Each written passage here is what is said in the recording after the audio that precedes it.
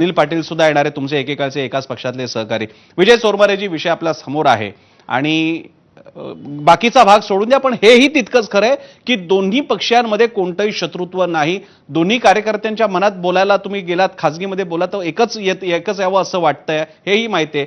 मग नेमकं काय सत्तेचा हा संघर्ष आहे का टायमिंग जुळत नाहीये, काय वाटतं आपल्याला?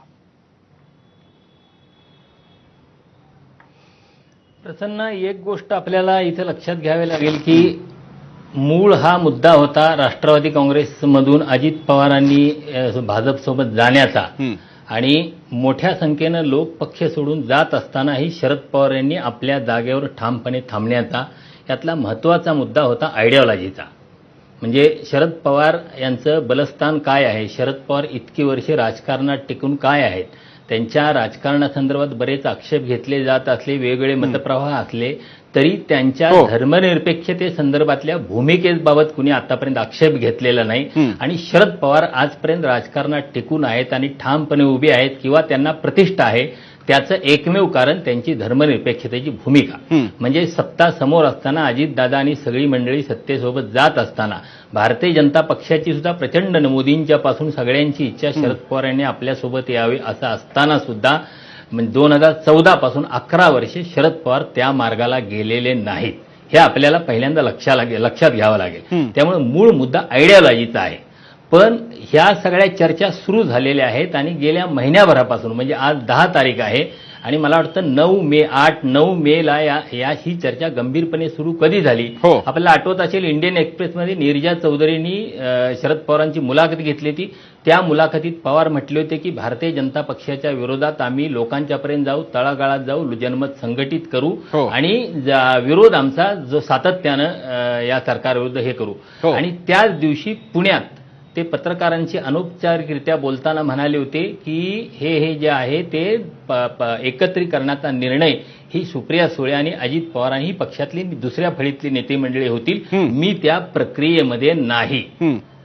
आता तुम्ही किंवा सगळी माध्यमं सकाळपासून एक गोष्ट चालवत आहेत, सुप्रिया सुळे यांच्या राष्ट्रवादी मासिकातल्या लेखाचा विषय चालवत आहेत. तर तो सुप्रिया सुळेंचा लेख नाही, तर ह्या 9 मेला शरद पवार यांनी जी प्रतिक्रिया दिली त्यानंतर दुसऱ्या दिवशी पत्रकारांशी बोलताना सुप्रिया सुळे जे म्हणाल्या ते सगळं टेक्स्ट या लेखाच्या स्वरूपात ते छापलंय. त्यात त्या काय म्हटलेल्या आहेत, आम्ही 10 खासदार एकत्रितपणे निर्णय घेऊ, एकमतानं निर्णय घेऊ. म्हणजे यातली सगळ्यात गंभीर आणि महत्वाची बाब अशी की शरद पवार किंवा सुप्रिया सुळे दोघंही असं म्हणालेले नाहीत की धर्मनिरपेक्षतेच्या मुद्द्याशी आम्ही तडजोड करणार नाही.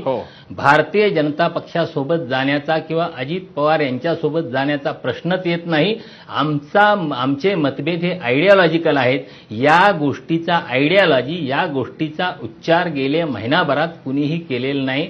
त्यामुळं या एकत्रीकरणाच्या चर्चेला बळ मिळालं नाही आणि आज सुद्धा तुम्ही म्हणता तसं या चर्चेत आम्ही एकत्र येणार नाही असं कुणीही म्हटलेलं नाही. बरं, चोरमारेजी आपण म्हणताय ते खरं आहे, पण ही पुन्हा राष्ट्रवादी काँग्रेसची एकतर ही स्टाईल पण आहे, हे पवारांचं राजकारण आहे की कधी संपूर्ण विधान असं नसतं, त्याला शक्यतेचे अनेक कंगोरे नेहमी उपलब्ध असतात. त्यात परत कार्यकर्ते कधी नेत्यांची भूमिका स्वीकारणार नाहीत आणि नेत्यांनी तर विविध गोष्टी म्हटलेल्याच आहेत. पुन्हा मी इकडे आपलं लक्ष वेधू इच्छिते, नंतर मी तुम्हाला विचारणार सुद्धा आहे त्यावरती. तुम्ही जो मुद्दा भाजप विरोधाचा मांडला, अजित पवार यांनी स्पष्टपणे नमूद करणं की आपली भूमिका ही शिवशाहू फुले आंबेडकरांची आहे हे सांगणं सुद्धा सूचक आहे.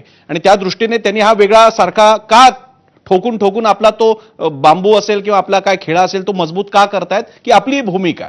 मी आता अनिल पाटलांकडे जातो. अनिल पाटीलजी, स्वागत आहे आपल्या चर्चेमध्ये. मगाशी मी जो आपले पूर्वाश्रमीचे सहकारी आणि मित्र लंके यांना विचारला होता तोच प्रश्न आपल्याला विचारतो. काय चाललंय नेमकं मनामध्ये कार्यकर्त्यांच्या नेत्याच्या एकत्र येण्याबाबतीत? मुळामध्ये ही माध्यमांमधूनच मला चर्चा वाटते. नेत्यांच्या मनामध्ये जर का असेल तर ती आतापर्यंत तरी कार्यकर्त्यांपर्यंत अशी पोहोचलेली नाहीये. आणि अशा स्वरूपाची समजा आमच्याकडे आमच्या पक्षामध्ये अशी चर्चा असती तर कदाचित निदान काही प्रमुख लोकांशी किंवा नेत्यांशी ही चर्चा झाली असती. ही केवळ फक्त माध्यमांमध्ये